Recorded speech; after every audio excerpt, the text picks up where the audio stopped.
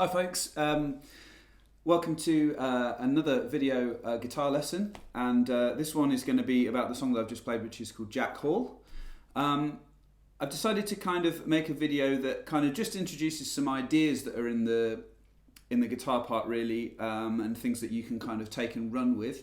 If you want a kind of a full breakdown of a kind of a blow-by-blow account, if you like, you can download the tab, which there's a link for that in the description box below. There's also a link where you can get in touch with me for Skype lessons. I do have some slots available if anybody's interested in that at the moment. And also, if you'd like to subscribe, that means that you'll hear first if I post new videos up, and I've got more videos coming in terms of teaching. So. Okay, so Jack Hall is in Dadgad tuning again, as we talked about before with the Dreams Have Made Money video. But the interesting thing about this, I think, is that we're playing not in the key of D, but in the key of G.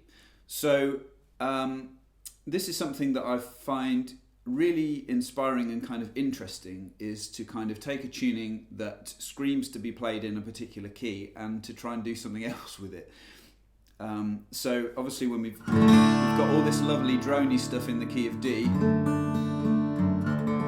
which is, you know, really beautiful. There's loads you can do with it and it's a beautiful sound, but sometimes it's nice to kind of try and push away from that a bit. So you know, I ended up in the key of G with Jack Hall because I wanted to sing it in G. That was where it sat well for me, my voice, and I could have, you know, capoed up to the 5th fret where we've got lots of G going on. You know, imagine my first finger is the capo and kind of, you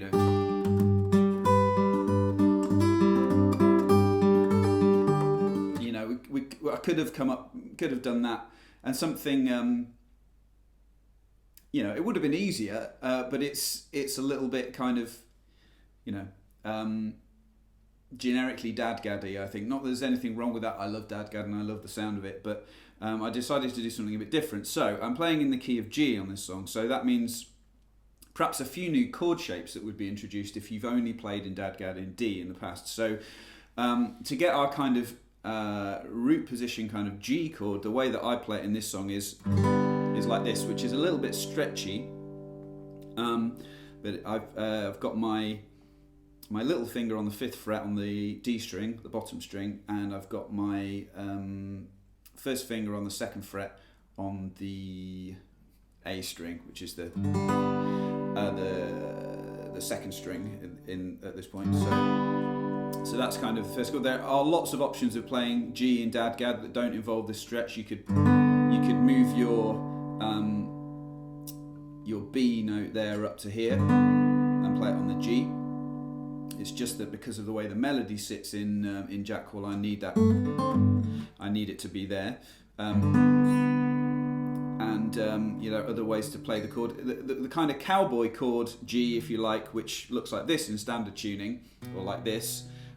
You'd play that kind of like that in dadgad. So it's kind of helpful to kind of work backwards sometimes and imagine what you'd be doing to change the shape to move it into dadgad. So when you've got your bass string going down a tone and your top 2 strings going down a tone, then all of the notes on the fretboard are going to be shifted up a tone from that point, 2 frets from that point. So it's kind of your cowboy chord G, if you like, in dadgad. Again, not very comfortable to play, so you might change it to this or to this or this. There's loads of possibilities.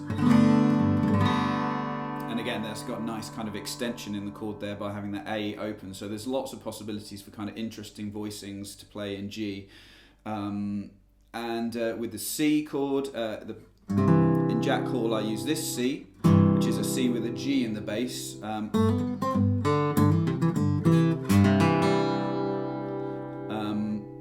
You could play your kind of standard cowboy chord C in dadgad kind of looks like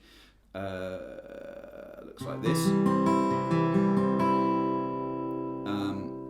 There's another possibility.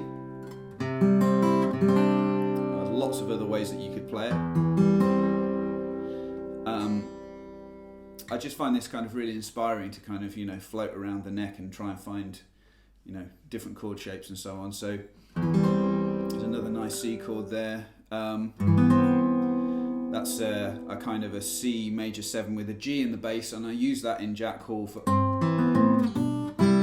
that part of the song. So that's C major 7 with a G in the bass, and then that's a really nice A minor chord with a ninth in it, and then G over B, and then C.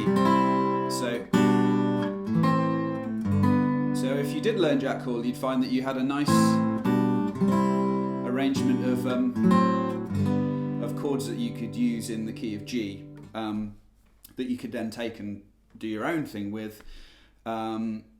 Other chords, I mean, there's E minor in there as well.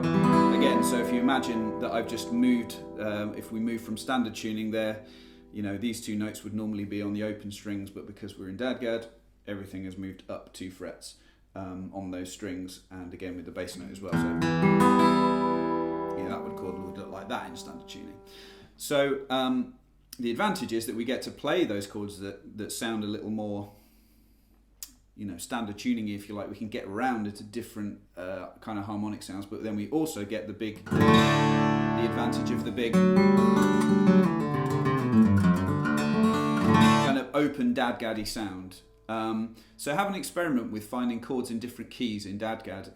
G is a nice place to start. So you might just go around and find your 1, 4, and 5 chords, or it's a kind of good way to sort of to get inspiration, I think, with different tunings, and yeah, kind of moving on from that and going back to the sort of the more open sound, which is a sound that you hear at the beginning of the piece in the intro. This is a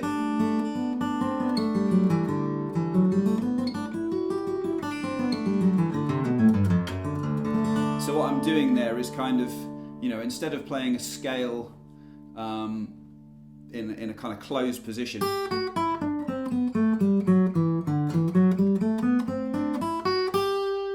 which sounds, like you're kind of doing scales really, I guess, but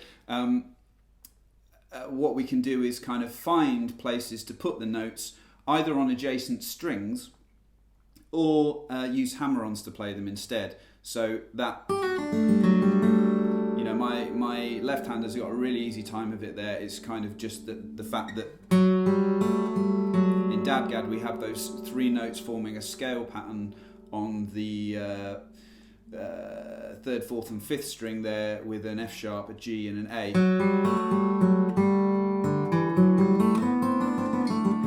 And we could carry that on so that we play more of the scale.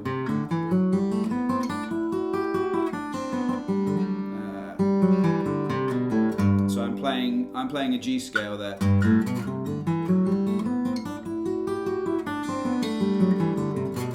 The nice thing about it is we get, for speed sometimes that can be a really good thing. You can kind of sweep across the strings to get 3 melody notes instead of having to go, which can be a nice thing.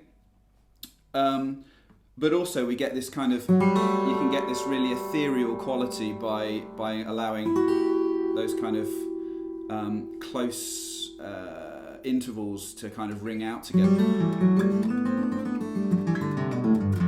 So I would experiment with Dadgad and experiment with finding different places to put your melody in your arrangement. There's endless possibilities of ways to do it, and I hope those kind of ideas. Again, I was saying I thought the idea would not, for this video, would not be to kind of give people a blow-by-blow account of how to play the song, but maybe to give you some ideas that are in the song that you can then sort of take and run with, perhaps if you're a more advanced player.